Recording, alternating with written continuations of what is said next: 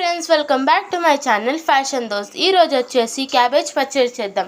దానికి కావాల్సిన పదార్థాలు కొన్ని బుడ్డలు, ధనియాలు, జీలకర్ర, శనగపప్పు, అలాగే పచ్చిమిరకాయలు, క్యాబేజీ, టమాటా.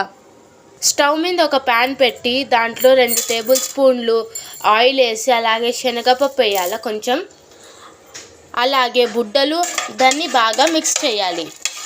దాంట్లో ధనియాలు, జీలకర్ర వేసుకోవాలి.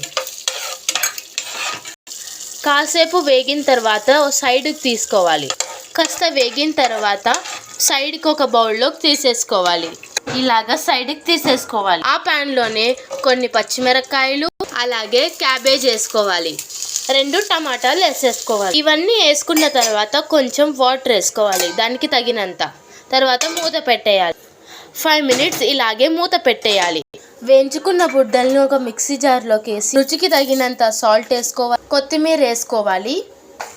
ఉడుకుతున్నప్పుడు కాస్త పసుపు వేసుకోవాలి. దీంట్లో ఒక పించ్ చింతపండు వేసుకోవాలి. ఉడుకుతున్నప్పుడు క్యాబేజీ ఉడుకుతున్నప్పుడు 4 ఎల్లిపాయలు కచ్చా పచ్చాగా దంచుకొని దాంట్లో వేసేసుకోవాలి. ఇలాగ వేసిన తర్వాత అంతా ఒకసారి మిక్స్ చేసుకోవాలి.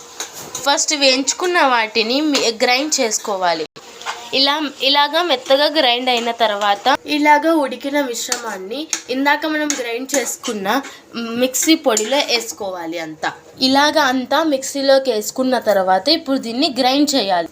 అదే ప్యాన్లో 3-4 టేబుల్ స్పూన్స్ ఆయిల్ వేసి దీంట్లో ఆవాలు, జీలకర్ర, మినపకాయలు వేసుకున్న తర్వాత కాస్త కరివేపాకు వేసుకొని అది ఫ్రై అయిన తర్వాత మనం గ్రైండ్ చేసుకున్న క్యాబేజీ ముక్కల్ని మనం ఇందాక గ్రైండ్ చేసుకున్నది క్యాబేజీ మిశ్రమాన్ని ఒక గిన్నెలోకి తీసుకొని పోపు పెట్టుకొని కలిపేసుకుంటే మన క్యాబేజీ పచ్చడి రెడీ.